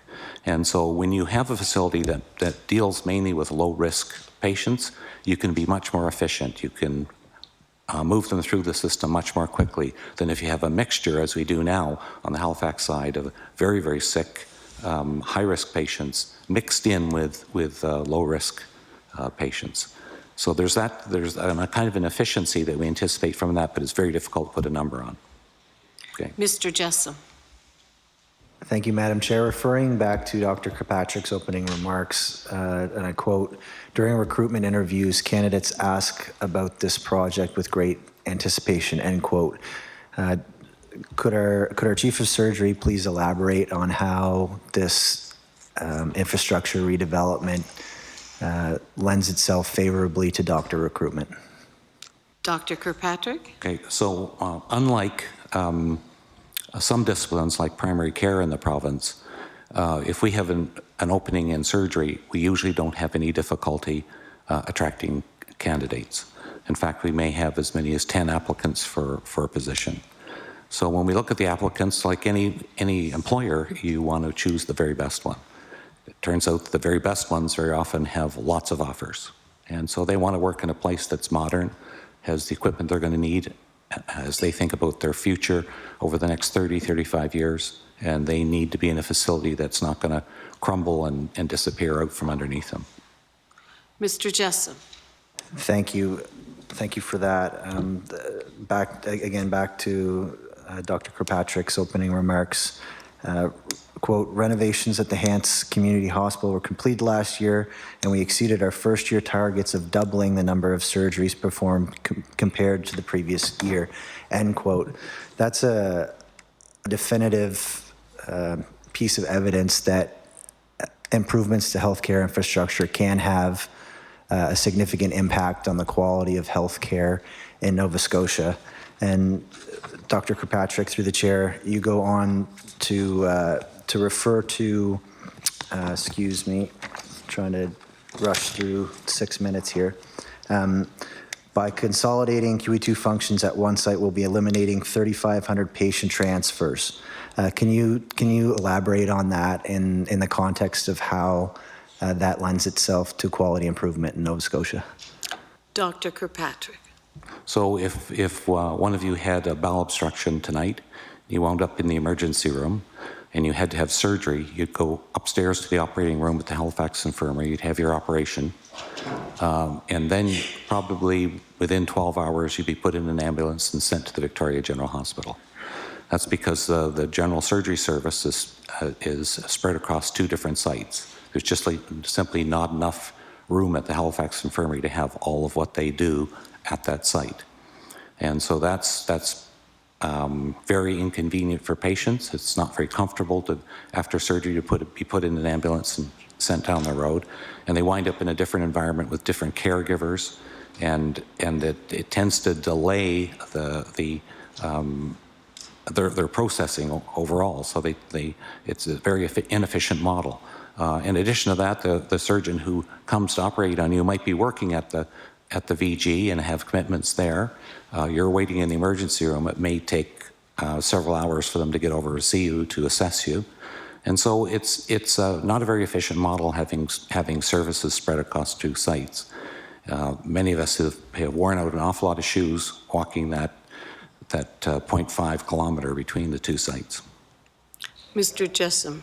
How many? 1 minute. 1 minute? Okay, I guess I'll just surmise to say that, there's definitive examples of how improvements to the infrastructure in our province can lend themselves favorably to the overall initiative to improve the quality of healthcare in Nova Scotia. and I'm proud to be a part of a government that's endeavoring to make that a priority. Thank you, Madam Chair. Okay, order. That concludes our questioning time. I would ask that we have closing remarks. Mr. LaFlèche? Yes. I'm the only one with closing remarks here. So I first want to touch on a few points that were made here today, and to demonstrate that we have listened and understand the need to look at this. Servicing, these facilities have to service all Nova Scotians. And I appreciate that many Nova Scotians look at it from their own particular lens or the geography. Ms. LeBlanc talked about accessibility. The facilities have to be truly accessible in more than one way to everybody. And we've worked very hard to plan that with our colleagues at the Department of Health and Wellness and the Health Authority to make sure that at the end of the day, Nova Scotians will see that these facilities have a greatly enhanced degree of accessibility, both in terms of what Jerry Post would call accessibility, but also in terms of transit or geographic accessibility for all Nova Scotians. So we do hear that, and Mr. Ward unfortunately didn't get to talk about that, but we are working on that with HRM. Another point that was brought up was the adaptability, I think Mr. Adams brought it up, of the facilities to the future. So one of the things we're being very careful of, some of the reasons we can't renew our old facilities in several locations in Nova Scotia is because they're not adaptable. These facilities have to be adaptable to changes in medical technology, medical instrumentation, medical practices and procedures, and we're trying to work both here and in Cape Breton, which we talked about a few weeks ago, to ensure that the facilities will be, if they last 50 years as buildings, they will last 50 years in terms of their ability to accept new innovations in the field of medicine and serve the patients well. So that's another point. I think that was a good point that was brought up.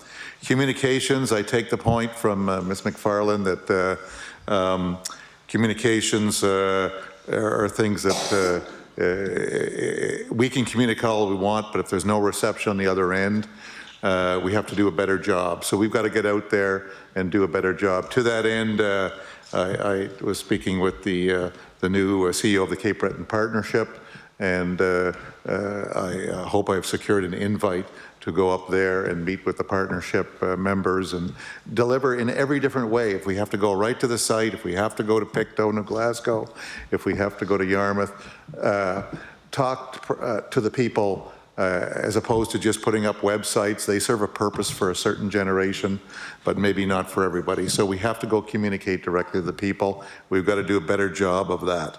There was a lot of questions about the design, build, finance, maintain, or P3.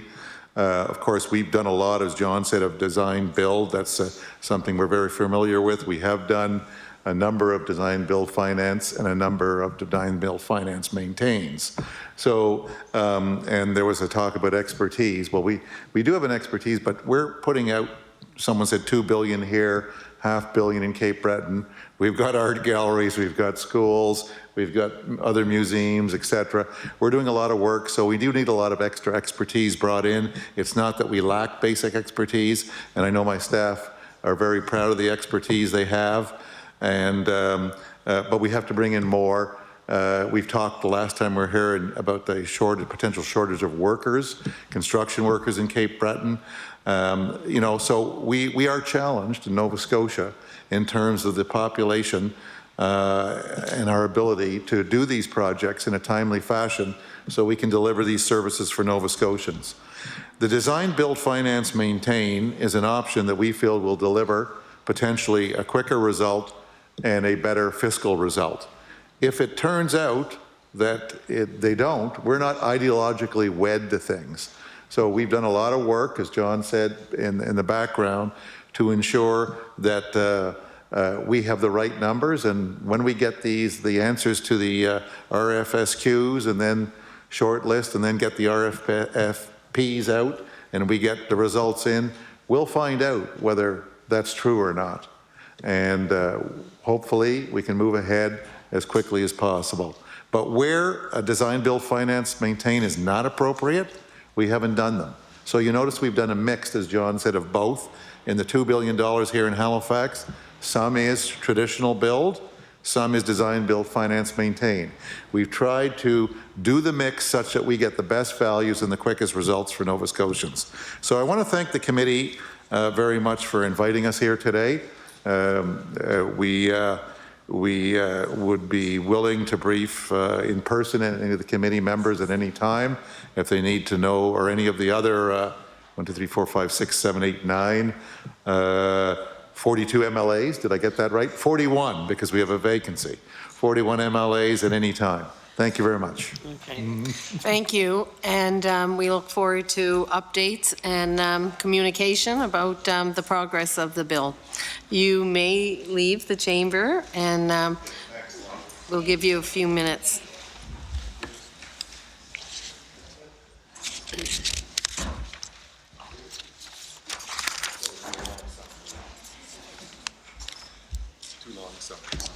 That's fine. Okay. We will, it's up to you, but we're going on with our meeting. Okay, we'll do committee business. Mr. Irving. Thank you, Madam Chair. Madam Chair, I've learned that I believe that our witnesses for the June 11th meeting are no longer available, and I'd like to put an idea on the table here for the committee's consideration. Most recently, just on May 2nd, a report was issued by the Nurses Union contracted a report entitled Nursing Potential Optimizing Nurses and Primary Health Care in Nova Scotia. And the nurses have brought forward a number of good ideas. I think it's worthwhile for the committee to take a look at those and learn more about the ideas. The nurses are obviously on the front lines, and we can learn considerably from their work and what they have found in this report. So with that potential opening on June 11th, if these folks are available, I'd like to put forward a motion to move that the topic of the meeting for June 11th be the nursing potential, optimizing nursing and primary health care in Nova Scotia, and ask the following witnesses to appear if available: Ms. Janet Hazelton, President of the Nova Scotia Nurses Union; Colleen Logan, Nova Scotia Nurses Union; and the authors of the report, Paul Curry, Justin Hiltz, and Ashley Buckle, if those could be witnesses for the June 11th meeting. Ms. Martin. Thank you, Madam Chair. First off, if I could ask what was initially scheduled for June 11th? It was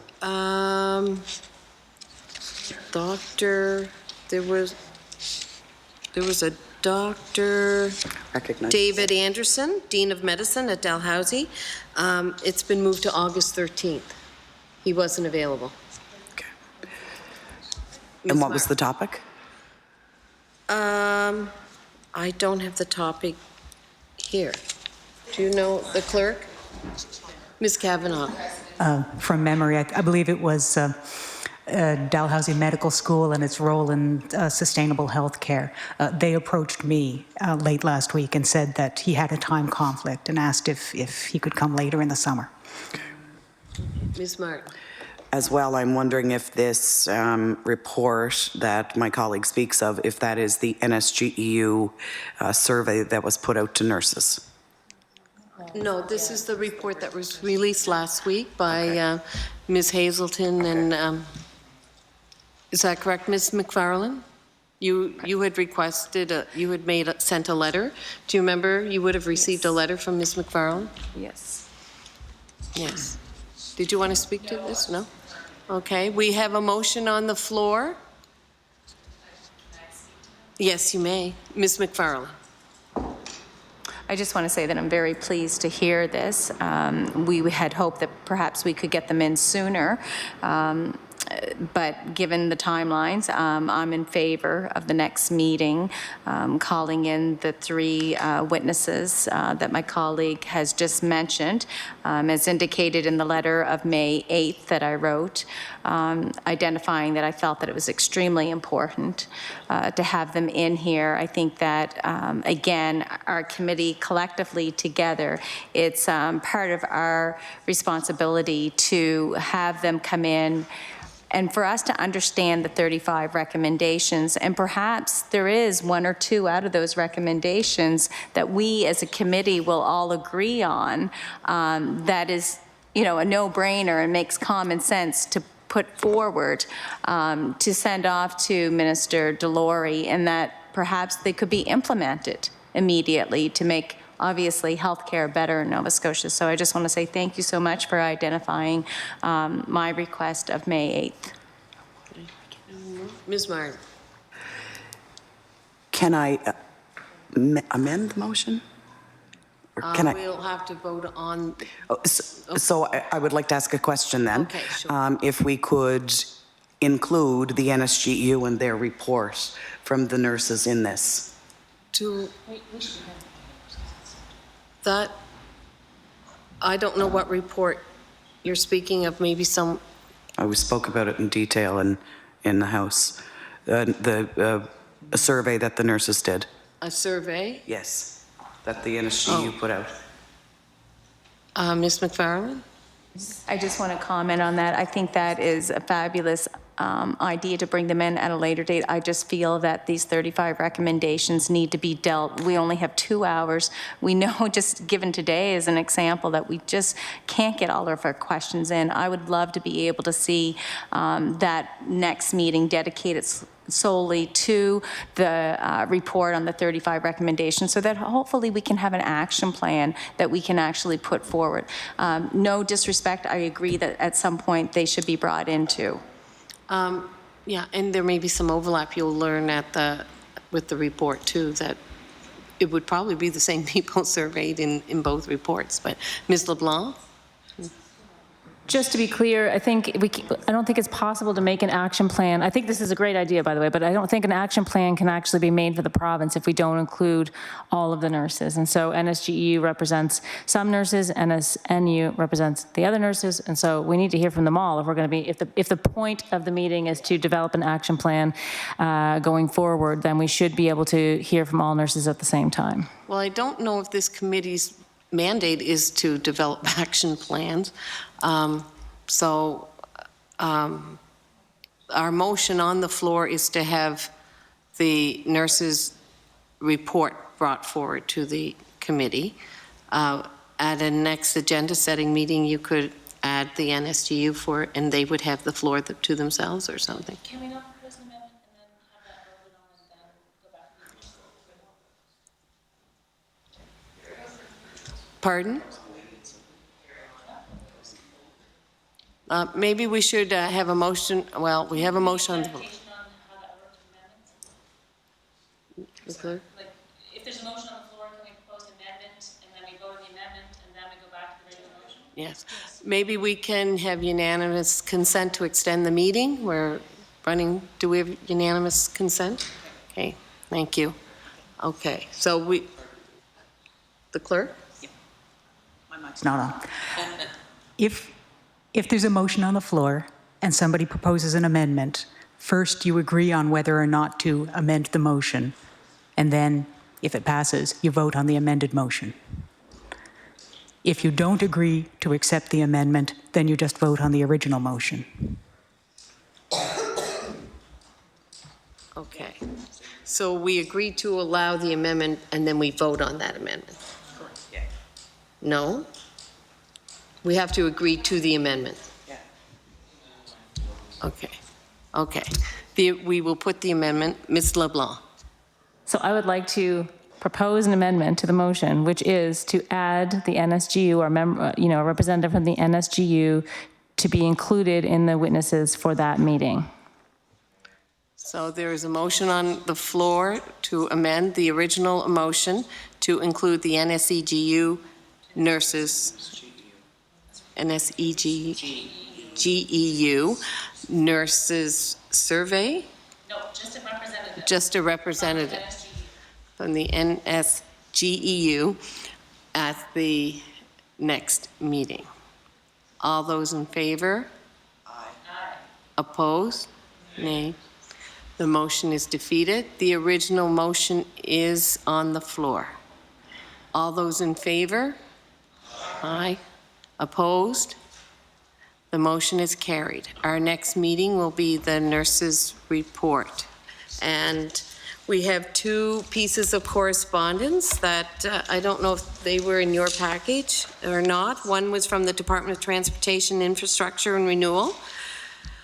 That has been circulated, and also a correspondence from Mr. Marc Couture from the Nova Scotia Health Authority that was requested. Ms. Martin.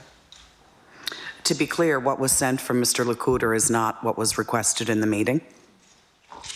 Okay, so what was Ms. Martin?